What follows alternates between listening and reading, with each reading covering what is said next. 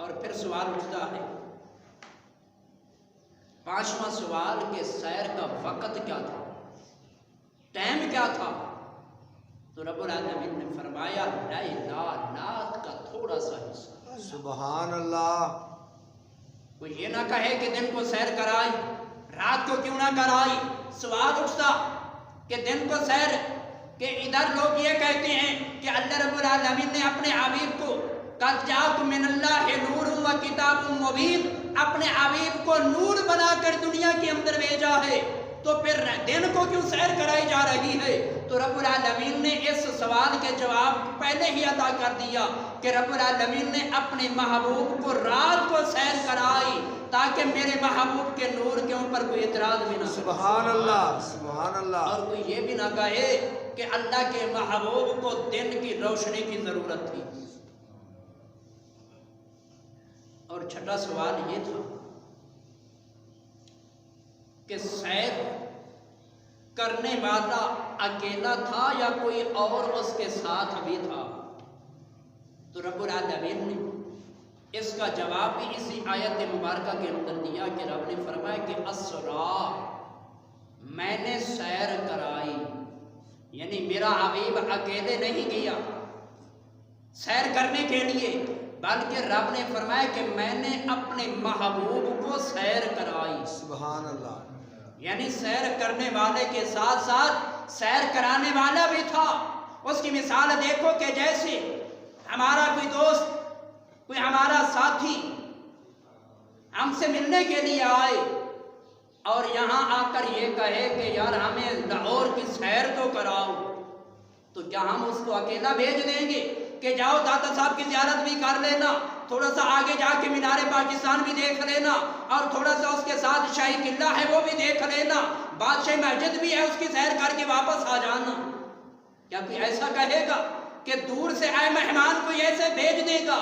نہیں، بلکہ ہم اس کے ساتھ جائیں گے اور راستے کے اندر اس کو دکھاتے جائیں گے کہ یہ فلاں علاقہ ہے، یہ فلاں علاقہ ہے، یہ اب ہم ٹھوکر پہ پہنچے ہیں یا آگے ہم چوپرچی پہنچے ہیں یا اب داتا دربار آنے والا ہے۔ تو سامعین جب داتا صاحب کی مزار پہ جائیں گے تو ساری چیزیں الگ الگ اس کو دکھائیں گے، اس کو بتائیں گے کہ یہ سونے کا دروازہ ہے، یہ داتا صاحب کا مزار ہے، یہ آگے داتا صاحب کی مسجد ہے، یہ ایسا مقام تھا اب تو مٹ گیا ہے، لیکن پہلے داتا صاحب اسی جگہ پہ بیٹھ کے اللہ کی عبادت کیا کرتے تھے۔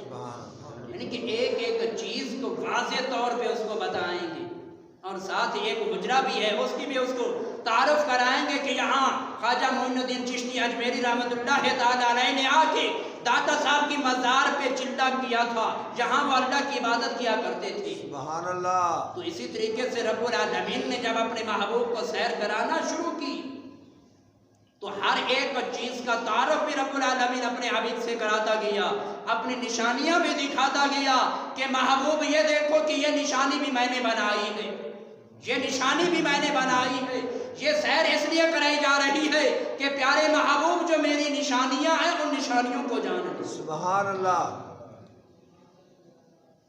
تو وقت گزرتے گزرتے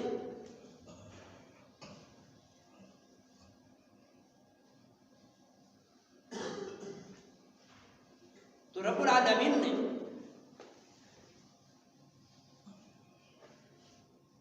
پہلے اس چیز کا بھی رد کر دیا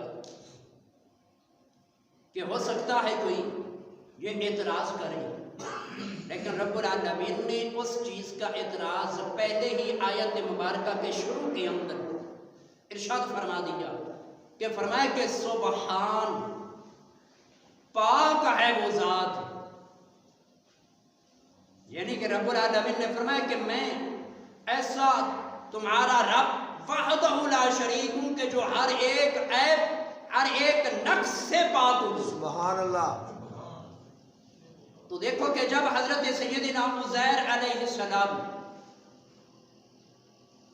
رب العالمین نے ان کو موت دی تو کم و بیش 100 سال تک وہ اس کیفیت کے اندر رہے۔ تو 100 سال کے بعد رب العالمین نے پھر واپس روح کو لوٹایا، حضرت عزیر علیہ السلام جاگے تو رب العالمین نے سوال کیا کہ میرے پیارے پیغمبر یہ تو بتاؤ کہ یہاں تم کتنا عرصہ رہے؟ سبحان اللہ. کیونکہ یہ اعتراض ہوتا ہے کہ رات کے تھوڑے سے حصے کے اندر یہ کیسے کہ مسجد حرام سے مسجد اقصیٰ، پھر آسمانوں کی سیر، پھر جنت کی سیر، لا منتہا تک رب العالمین نے ساری چیزوں کی سیر کرا کے اپنی بارگاہ کے اندر بلایا بھی صحیح اور تھوڑے سے حصے کے اندر واپس بھی لایا. تو رب العالمین نے تو قرآن کے اندر اس واقعے کو بیان کیا کہ حضرت عزیر علیہ السلام کو رب العالمین نے 100 سال موت دی.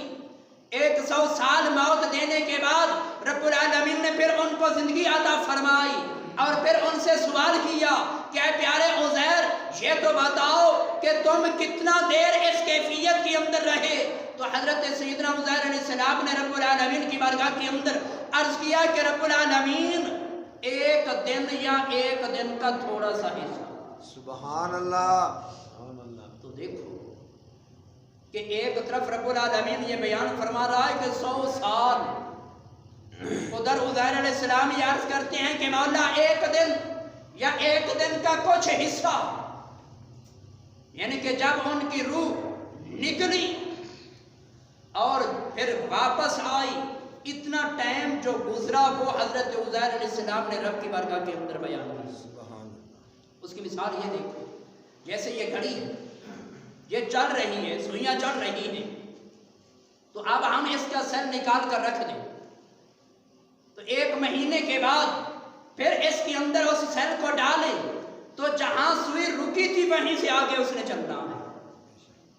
یہ نہیں کہ وہ واپس چلی جائے گی، ایسے نہیں. تو ایسے ہی رب العالمین نے جب اپنے محبوب کو سیر کرانا شروع کی تو رب العالمین نے اپنے محبوب کو اس جہان کی جان بنا کر بھیجا. سبحان اللہ. سبحان اللہ. تو جب اس جہان سے جان نکل کر رب کی بارگاہ کے اندر حاضری کے لیے گئی تو اس دنیا کا نظام وہیں رک گیا. تو جب محبوب واپس دنیا کے اندر آئے تو پھر نظام پھر چل پڑا. سبحان اللہ. نعرہ تکبیر. نعرہ رسالت. نعرہ حیدری. تو دیکھو کہ رب العالمین نے کیسا نظام بنایا کہ جتنے اعتراضات ہونے والے تھے رب العالمین نے سب اعتراضات کا جواب ایک ہی آیت مبارکہ کے اندر عطا فرمایا. سبحان اللہ. تو اسی لیے رب العالمین نے قرآن کے اندر یہ بات ارشاد فرمائی کہ النبی اولی بالمؤمنین من انفسہم. رب نے فرمایا کہ میرا نبی تمہاری جانوں سے بھی زیادہ تمہارے قریب. سبحان اللہ. تو اسی لیے کہ جب محبوب اس دنیا سے رب کی بارگاہ کے اندر حاضری کے لیے گئے تو دنیا کا نظام رک گیا، وہیں پہ بند ہو گیا. اس لیے کہتے ہیں کہ جب محبوب نے اس دنیا سے جانے کا محبوب رب کی بارگاہ کے اندر جانے کا ارادہ کیا تو آپ نے جو وضو کیا، جو پانی آپ کے جسم سے لگ کر زمین پہ گرا اور جاری ہو رہا تھا، تو جب آپ اس دنیا سے رخصت ہوئے رب کی بارگاہ کے اندر حاضری کے لیے تو پانی بھی وہیں رک گیا. سبحان اللہ. اور جو کنڈی کھول کر دروازے سے کراس ہوئے تو کنڈی جہاں ہلارا لے رہی تھی وہیں پہ رک گئی. اور جس بستر کو آپ نے چھوڑا جو گرم جتنا تھا، جب اس سے آپ رخصت ہو کر رب کی بارگاہ کے اندر حاضری کے لیے گئے تو اس کی گرمی سردی بھی وہیں پہ رک گئی. جب آپ واپس آئے تو بستر بھی گرم تھا، پانی بھی چل رہا تھا، کنڈی بھی ہل رہی تھی. سبحان اللہ. سبحان اللہ. تو دیکھو کہ رب العالمین نے کیسے کیسے انتظامات کیے سبحان اللہ. کہ دنیا کو خبر بھی نہ ہو کہ میرا محبوب لا مکانوں کی سیر کر کے بھی واپس آ جائے. سبحان اللہ. تو اس لیے علماء کہتے ہیں کہ وہ ایسی کہ جیسے مکھن میں سے بال نکالا جاتا ہے. سبحان اللہ. تو پتہ بھی نہیں چلتا کہ تکلیف بھی نہیں ہوتی اور جو بال نکال رہا ہوتا ہے اس کو محسوس بھی نہیں ہوتا کہ میری کوئی طاقت لگ رہی ہے، کوئی میرا زور لگ رہا ہے. اور یہ بھی پتہ نہیں چلتا کہ جہاں سے ہم نے بال نکالا ہے وہاں مکھن کے اندر سوراخ بھی ہوا ہے یا نہیں. تو ایسے ہی رب العالمین نے اپنے محبوب کو یوں سمجھو کہ یہ دنیا ساری کی ساری مکھن کی مثل تھی.